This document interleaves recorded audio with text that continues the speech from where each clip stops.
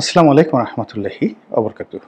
সম্মানিত দর্শক, আওয়ামী লীগের মধ্যে জামাতের এজেন্ট গিজগিজ করছে এবং এটা শুরু হয়েছিল অনেক আগের থেকে। সেই আওয়ামী লীগ যখন ক্ষমতায় এলো 2009 সন থেকে, তখন থেকে মোরালে সবাই বলার চেষ্টা করছিলেন যে ও জামাতের এজেন্ট, ও শিবিরের এজেন্ট। এই কথা আওয়ামী লীগের মধ্যে কিন্তু আলাপ আলোচনা হতো। কিন্তু জামাতি কাজটি এতটা সূক্ষ্মভাবে, বৈজ্ঞানিকভাবে, অঙ্কশাস্ত্রের সূত্র অনুযায়ী এত চমৎকারভাবে যেভাবে বৃক্ষরোপণ করে, প্ল্যান্টেশন, ঠিক সেইভাবে আওয়ামী লীগের কলিজার মধ্যে সেই তাদের এজেন্ট তারা ঢুকিয়ে দিতে পেরেছে এবং সেটা এখনো অব্যাহত আছে। আওয়ামী লীগের লন্ডনের কমিটিতে, আওয়ামী লীগের নিউ ইয়র্কের কমিটিতে, এমনকি শেখ হাসিনার দিল্লিতে যে তার সঙ্গে যারা খুব নিয়মিত দেখাশোনা করেন, তার রিপ্রেজেন্টেশন করেন এবং তার পক্ষে কথাবার্তা বলেন, এবং প্রতি মুহূর্তে এই মুহূর্তে শেখ হাসিনা যাদের সঙ্গে নিয়মিত কথাবার্তা বলেন এবং তাদের বুদ্ধি পরামর্শ অনুযায়ী অনেক কিছু করেন, তারা যে কেউ কেউ জামাতের নন, এটা বুকে হাত দিয়ে বলা যাচ্ছে না। আমার ক্ষুদ্র সেন্স বলে, বা আমি যেটা বুঝতে পারি, চেহারা দেখলে আমি বুঝতে পারবো যে এই লোকগুলো আসলে আওয়ামী লীগের মধ্যে আওয়ামী লীগের নাম ভাঙিয়ে তারা আওয়ামী লীগের সর্বনাশ ঘটানোর জন্য যে কাজগুলো করছে, তারা মূলত জামাতের এজেন্ট এজেন্ডা বাস্তবায়ন করছেন জামাতের এজেন্ট হিসেবে। এই গেল একটা অবস্থা। এই বিষয়গুলো নিয়ে আলোচনা করব। 2 নম্বর হলো যে আওয়ামী লীগও কিন্তু বসে নেই। আওয়ামী লীগও বসে নেই। তারাও রয়ের মাধ্যমে ঠিক জামাতের কর্মকাণ্ড, বিএনপির কর্মকাণ্ড, এটা অত্যন্ত চমৎকারভাবে তারা করে যাচ্ছেন। অনেক লোক দেশের ভিতরে এবং দেশের বাইরে, এমনকি অনেক যাকে বলা হয় পথবধূ, পতিতা, অনেক সোসাইটি গার্ল, মেয়ে, অনেক রাজনৈতিক কর্মী, পুরুষ এবং নারী, যাদেরকে জামাত এবং বিএনপির নেতাদের বিরুদ্ধে লাগিয়ে দিয়েছে র। এরা ছলে বলে কৌশলে এদেরকে দিয়ে অনৈতিক কাজ করায়, ভিডিও ধারণ করে, অডিও ধারণ করে, টাকা পয়সার লেনদেন করে এবং জায়গা মতো দিল্লিতে এই জিনিসগুলো পৌঁছায় দেয়। এটা গেল একটা, যেটাকে স্যাবোটাজ বলা হয়। এই কাজগুলো দিদা আসছে, এটা কিন্তু সেই 2012 সন থেকে, অর্থাৎ জামাত যে সময় শুরু করেছে, আওয়ামী লীগও ঠিক এই সেম কাজটি শুরু করেছে। ফলে এখন অনেক লোকের অনেক কীর্তি কাহিনী, যেটা 2012 সন থেকে আওয়ামী লীগ, সেটা তাদের ডিজিএফআই বলেন, তাদের সেই এমটিসি কি যেন একটা আছে, এনটি ন্যাশনাল টেলিকমিউনিকেশন, যেটা এনটিসিএম মনিটরিং সেল যেটা আছে, এটার মাধ্যমে তারা করেছে। তাদের প্রাইভেট গোয়েন্দা তারা নিয়োগ করেছিল বেশ কয়েকবার, দেশি বিদেশি গোয়েন্দা, বড় বড় বিএনপি নেতাদেরকে, জামাত নেতাদেরকে ফাঁদে ফেলার জন্য, এবং এর পেছনে তারা অনেক টাকা পয়সা খরচ করেছে এবং সেই তথ্যগুলো তারা সংরক্ষণ করেছে দেশে, দেশের বাইরে বিভিন্ন জায়গাতে। সেই ভিডিও ফুটেজ, সেই অডিও ফুটেজ, সব কিছু তাদের আছে এবং এটা জামাতের নেতা জনাব আজমি হয়তো জানতে পারবেন। একটু চেষ্টা করলে তিনি এই কাজগুলো, যে সকল সিক্রেট সার্ভিস করেছে বা যারা মনিটরিং করেছে, তারা অনেকেই এখন আছে এবং অনেকেই এই সকল পিঠ বাঁচানোর জন্য তথ্য জামাতের কাছে সরবরাহ করছে। সবচেয়ে আওয়ামী লীগের জন্য, আওয়ামী লীগ যে কাজটি খুব কৌশলে করছে, যেটা অনেকে বুঝতে পারছে, বিএনপির কিছু অ্যাক্টিভিস্ট তারা বুঝতে পারছে, যেমন শাহেদ আলম, অন্যান্য যারা আছেন দেশের বাইরে সাংবাদিক, তারা বুঝতে পারছেন এখানে সুনির্দিষ্টভাবে যাদেরকে জামাতের লোক মনে করা হচ্ছে, সুনির্দিষ্টভাবে যাদেরকে বিএনপির লোক মনে করা হচ্ছে, এবং তারা 100টা যদি কথা বলেন, 100টা কথার মধ্যে 99টি কথা হলো দিল্লির বিরুদ্ধে, 99টি কথা শেখ হাসিনার বিরুদ্ধে, এবং শেখ হাসিনাকে গালাগাল করে এই 80 বছর বয়স্ক একজন মহিলাকে রীতিমতো, এর চাইতে অশ্লীল, অশ্রাব্য কোনো ভাষা হতে পারে না। এ সকল গালাগালি এবং আওয়ামী লীগ নেতাদের দুর্নীতি, অনিয়ম ইত্যাদি যেভাবে তারা বলছে, আপনার কাছে মনে হবে যে এই পৃথিবীতে সৃষ্টি হওয়ার পর থেকে আজ পর্যন্ত কোনো দলের এরকম কট্টর শত্রু কেউ ছিল না। আওয়ামী লীগের যে যদি 1 নম্বর, 2 নম্বর, 3 নম্বর এরকম কট্টর শত্রু থাকে, তাহলে এই কয়জন লোক কট্টর শত্রু। কিন্তু অবাক করার ব্যাপার হলো, এই লোকগুলো মূলত রয়ের পেইড এজেন্ট। আজকে থেকে নয়, সেটা আপনি ধরুন 2017-18 সন থেকে রয়ের পেইড এজেন্ট। তারা শেখ হাসিনাকে গালাগালি করবে এবং শেখ হাসিনাকে গালাগালি করে তারা একটা অডিয়েন্স তৈরি করবে। সেই অডিয়েন্স আলটিমেটলি বিএনপি, জামাতের মতো বড় বড় নেতাদের সঙ্গে তাদের একটা কানেকশন তৈরি করে দেবে। বিএনপি নেতারা, আওয়ামী লীগ নেতারা, জামাতের নেতারা সবাই তাদের সঙ্গে খোলামেলা কথা বলবে। আওয়ামী লীগের লোকের তারা বলবে, ভাই আমাদেরকে গালাগালি করো না, তোমাকে আমি এত টাকা দেব। জামাতের লোকগুলো বলবে, আপনি যে কাজগুলো করছেন আরও সুন্দরভাবে করেন। বিএনপির লোকেরা একই কথা বলবে। আর সেই সকল অডিও টেপ, ভিডিও টেপ হুবহু দেখা গেল যে দিল্লিতে সংরক্ষণ করা হচ্ছে। আর হঠাৎ করে একদিন দেখবেন যে সকালবেলা এই পুরো টিমগুলো তারা শেখ হাসিনার সঙ্গে বসে চা কফি খাচ্ছে এবং হাসাহাসি করছে। ঠিক এইভাবেই কাউন্টার ইন্টেলিজেন্স সিস্টেমটা সাজানো হয়। আপনারা যারা মাসুদ রানা পড়েছেন তারা এই ধরনের ঘটনা অহরহ জানেন, এভাবেই ঘটে থাকে। আপনারা যারা জেমস বন্ড দেখেন কিংবা অন্যান্য যে সকল যাকে বলা হয় এরকম গোয়েন্দা সিরিজগুলো রয়েছে, এমনকি আপনি কিরিটি রায়, ফেলুদা, সব জায়গাতে এরকম কাউন্টার ইন্টেলিজেন্স দেখবেন যে কাউন্টার ইন্টেলিজেন্সের মাধ্যমে 2012 সন থেকেই প্রবল আওয়ামী বিরোধী কিছু সোশ্যাল অ্যাক্টিভিস্ট, কিছু বুদ্ধিজীবী, কিছু লেখক এবং আমাদের সমাজে ঘুরে বেড়ায় কিছু মানুষ তৈরি করা হয়েছে যারা মূলত রয়ের এজেন্ট। এই কাজগুলো করা হচ্ছে। তারপর যেই জিনিসগুলো হচ্ছে সেটি হলো জামাতের যে লোকগুলো, জামাতের যে সমস্ত লোকজন যারা আওয়ামী লীগের মধ্যে ছিল জামাতের এজেন্ট হয়ে তাদের মধ্যে কিছু কিছু মানে লোভী যারা লোকজন রয়েছে, জামাতের তো সব লোক ফেরেশতা না, তাদের মধ্যে কিছু কিছু লোক আছে। আপনি চিন্তা করেন যেখানে হামাসের মধ্যে বেঈমান তৈরি করা গেছে এবং সেই হামাস যোদ্ধাদের সেই বেঈমান গ্রুপটির কারণে হামাসের ইসমাইল হানিয়ার মতো লোকজন মারা গেছেন ইসরায়েলের হাতে।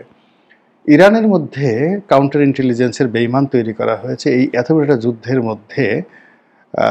সেই তারা ইসরায়েলের সাথে যোগাযোগ রক্ষা করেছে এবং ইরানের প্রেসিডেন্টের মতো তাদের সেই যাকে বলা হয় সামরিক বাহিনীর সবচেয়ে ইফেক্টিভ যে কর্তাগুলো আছে তাদেরকে টু দি পয়েন্ট হত্যা করার জন্য যত তথ্যউপাত্ত এই ইরানের সেনাবাহিনীর কর্মকর্তা, বুদ্ধিজীবী, সাংবাদিক, লেখক, নারী কর্মী মানে নারী অধিকার কর্মী, মানবাধিকার কর্মী, এনজিও কর্মী, তারা এই কাজগুলো করেছে। তো যেখানে সৌদি আরবের মতো জায়গাতে, ইরানের মতো জায়গাতে যেখানে কথার 19-20 হলে কল্লা কেটে ফেলা হয়, সেখানে যদি এই ধরনের কাউন্টার ইন্টেলিজেন্স থাকতে পারে তাহলে জামাতের যেই লোকগুলো আওয়ামী লীগের সঙ্গে মিশেছিল ধরুন 5,000 লোক, তার মধ্যে 50 জন লোক যে জামাতের সাথে বেঈমানি করেনি এবং জামাতের গুপ্ত খবরাখবর আওয়ামী লীগকে জানায়নি, এটা বিশ্বাস করার মতো নির্বুদ্ধিতা আর নেই। তার ফলে কি হলো, অনেক জায়গায় দেখবেন জামাত একটা গোপন বৈঠক করছে কিংবা অনেক জায়গাতে জামাতের মহিলা কর্মীরা গোপন বৈঠক করেছে, যেটা কেউ জানার কথা না। কিন্তু সেই 2014 থেকে একেবারে 25 পর্যন্ত 10 বছরে ডিবি মনির, ডিবি হারুন সেখানে গিয়ে উপস্থিত এবং তাদেরকে সদল বলে সেখান থেকে গ্রেপ্তার করা হয়েছে, একদম নিখুঁতভাবে গ্রেপ্তার করা হয়েছে। এটা কোনো অবস্থাতেই কাউন্টার ইন্টেলিজেন্স ছাড়া সম্ভব নয়। এমনকি বিএনপির যে গোপন কথাগুলো সেটাও আওয়ামী লীগ জেনে গিয়েছে। ফলে কি হলো, আমাদের রাজনীতির যে সহজ সরল পথগুলো রয়েছে, রাজপথের আন্দোলন, ভোটারদের মনোরঞ্জন, ব্যালট বাক্স পূর্ণ করা দলীয় সমর্থক দ্বারা, এগুলো তিরোহিত হয়ে গেছে। এখন কে কত এজেন্ট নিয়োগ করতে পারে, কে কত চক্রান্ত করতে পারে, এবং কে কত ২ নম্বরি করে সফলতা অর্জন করে ক্ষমতা আসতে পারে, এই প্রতিযোগিতা রাজনীতির যে চিরাচরিত যে ফরমেশন বা চিরাচরিত যে গঠনতন্ত্র তার সঙ্গে কন্ট্রাডিক্ট করছে। ফলে পুরো জনপদ টেকনাফ থেকে তেঁতুলিয়া পর্যন্ত মানুষের অভ্যাস পরিবর্তন হয়ে গেছে, মন মানসিকতা পরিবর্তন হয়ে গেছে, মানুষের বীরত্ব উধাও হয়ে গেছে, পরিশ্রম করার স্পৃহা চলে গেছে। সেখানে পরিশ্রম করার পরিবর্তে চুরি করা, কাজ করার পরিবর্তে ঘুষ খাওয়া, তারপর গবেষণা করার মানে প্র্যাকটিক্যালি গবেষণা করবে, চিন্তা করবে, ভাবনা করবে, এগুলোর পরিবর্তে অধিক কল্পনা করা, তারপরে যাকে বলা হয় খিস্তি খাওয়ার করা, অভিশাপ দেওয়া, এগুলো কিন্তু আইএমএ জাহিলিয়াতের যে লক্ষণ, মূর্খদের লক্ষণ, অজ্ঞদের একটা লক্ষণ। যখন আপনি এই কাজগুলো করতে থাকবেন, আমাদের এই সমাজে মানুষ সারাদিন পরিশ্রম না করে সে দাঁড়িয়ে দাঁড়িয়ে চিন্তা করবে, এই লোকটা এত সুন্দর গাড়ি কিনলো কী করে, এই লোকটা এত সুন্দর কথা বলে কী করে, এই লোকটা এইভাবে সুন্দর লিখে কী করে, এই লোকটার এত সুন্দর একটা বাড়ি হলো কী করে। তো এই জিনিসগুলো সে চিন্তা করে এখন তারপর সে দ্বিতীয় ধাপে চিন্তা করে এগুলো পাওয়া যায় কী করে, তাহলে তার মেয়েটাকে কি ভাগিয়ে নেওয়া যায়, তার স্ত্রীকে কি বিপদগামী করা যায়, তার সন্তানটিকে কোনো মতে বিপদগামী করে মাদক আসক্ত করে তার মাধ্যমে কি এই যে বিশাল সহায় সম্পত্তি এগুলো হস্তগত করা যায়। এই যে চিন্তাগুলো আমাদের সমাজে একেবারে ভাইরাসের মতো বেড়ে যাচ্ছে, যা কিনা প্রথমে পরিবার, তারপরে সমাজ, তারপরে রাষ্ট্র এবং রাজনীতি সবগুলোকে রীতিমতো যাকে বলা হয় একেবারে ক্যান্সারের মতো, ভাইরাসের মতো আক্রান্ত করে ফেলেছে।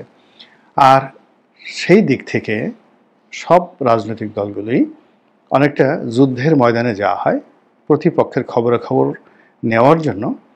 তারা গুপ্তচর নিয়োগ করে এবং গুপ্তচরের পিছনে অনেক টাকা খরচ করে। এখন কেবল সরকারি গুপ্তচর নয়, প্রত্যেকটা বড় বড় রাজনৈতিক দল যারা আছেন তারা সবাই গুপ্তচর নিয়োগ করেছে। যার যত টাকা, যার যত ক্ষমতা, সে তত বেশি গুপ্তচর নিয়োগ করেছে। এবং একজন মানে গুপ্তচর যে ক্ষেত্রে অনেক সময় ডবল স্ট্যান্ডার্ড হিসেবে বা ডবল এজেন্ট হিসেবে কাজ করছে। জামাতের এজেন্ট হয়তো বিএনপির হয়ে কাজ করছে, বিএনপির এজেন্ট হয়তো জামাতের হয়ে কাজ করছে, আওয়ামী লীগের এজেন্ট হয়তো বিএনপির হয়ে কাজ করছে। আর এতে করে দলের মধ্যে বা দলগুলোর মধ্যে পারস্পরিক মারামারি, হানাহানি গত 14 মাসে যে পরিমাণ বেড়েছে, এটা গত 50 বছরও হয়নি। এগুলোই কাউন্টার ইন্টেলিজেন্সের কানাকানি কথার কারণে, কূটনামির কারণে। আমি যেটা বলছিলাম যে আওয়ামী লীগের মধ্যে জামাতের এজেন্ট গিজগিজ করছে। আপনি দেখবেন যে দেশের বাইরে বসে বা ইভেন বাংলাদেশে বসে কিছু মানুষ কার্যত কৌশলে আওয়ামী লীগের পক্ষে বলছে, কিন্তু আওয়ামী লীগের পক্ষে বলতে গিয়ে সে এমনভাবে মানে আচরণ করছে, এমন উগ্রতা দেখাচ্ছে, এমনভাবে অঙ্গভঙ্গি করছে, সঙ্গতের কারণেই লোকজন মানে আওয়ামী লীগের পক্ষে চিন্তা করার পরিবর্তে এই লোক আওয়ামী লীগ করে কি করে, এই কথা চিন্তা করে তারপরে তারা উল্টো আওয়ামী লীগের বিরুদ্ধে হয়ে যাচ্ছে। দেশের বাইরে কয়েকজন অনেক আগের থেকে, বিশেষ করে লন্ডনে, আমেরিকাতে যারা আওয়ামী লীগের পক্ষে কথাবার্তা বলেন এবং অনেক আওয়ামী লীগের কমিটিতে আছেন এবং তারা দৃশ্যত মনে হবে এই মুহূর্তে আওয়ামী লীগের জন্য তারা শহীদ হতে রাজি বা ইচ্ছুক। তাদের সাথে সাহসী মানুষ আওয়ামী লীগে নেই, এমনকি শেখ হাসিনার চাইতেও তারা বেশি আওয়ামী লীগ করেন। এরকম কয়েকজন আমি স্পষ্টভাবে জানি যে এরা সেই 2010-11 সন থেকেই শিবিরের এজেন্ট রূপে সেই আওয়ামী লীগের ভিতরে ঢুকেছে, আর এখন পরিপূর্ণভাবে মহীরূপে বট বৃক্ষে পরিণত হয়ে আওয়ামী লীগের নীতি নির্ধারণী পর্যায়ে পৌঁছে গেছে। মুখে খোঁচা খোঁচা দাড়ি, উগ্রতা এবং অশ্লীল শব্দ। একটা জিনিস দেখবেন যে আওয়ামী লীগের লোকজন এমনি যাই হোক না কেন মেজাজ গরম, কিন্তু ওইভাবে কিন্তু আওয়ামী লীগ বা বিএনপির লোকজন গালাগালি করতে পারে না। যাদের মুখের ভাষা খারাপ, কথায় কথায় উগ্রতা দেখাচ্ছে, গালাগালি করছে, চোখ দুটো গোল গোল করে ফেলছে, ধরে নেবেন যে এদের রক্তের মধ্যে রাজাকার আলবদরের বীজ আছে এবং এরা বংশ পরম্পরায় রাজাকারী নীতি আল বদরি নীতি আর শামসের যে নীতি, এই নীতিমালা দ্বারা বেড়ে উঠেছে। ফলে সে সকল লোক মসজিদের ইমাম হোক, সে সকল লোক মন্দিরের পূজারী হোক, আলটিমেটলি এরা সেই রাজাকারের যে ধারাবাহিকতা, সেই ধারাবাহিকতা তারা বজায় রাখে। আওয়ামী লীগের যদি আইডেল ধরেন, সেই আওয়ামী লীগের আইডেলকে তাজউদ্দিন সাহেব, বঙ্গবন্ধু, সৈয়দ আশরাফ, ইভেন ওবায়দুল কাদের সাহেব। তা আওয়ামী লীগের এরকম শীর্ষ পর্যায়ের 100 জন নেতাকে, সাবের হোসেন চৌধুরী, তোফায়েল আহমেদ, আমির হোসেন আমর, সুরঞ্জিত সেনগুপ্ত, একজনের মুখে জীবনে একটা বাজে শব্দ শুনেছেন? বাজে কথা? আপনারা আওয়ামী লীগ সম্পর্কে বদনাম করেন। সিমিলারলি আপনি যদি বিএনপিতে যান, সেখানে এরকম অনেক ভদ্রলোক পাবেন।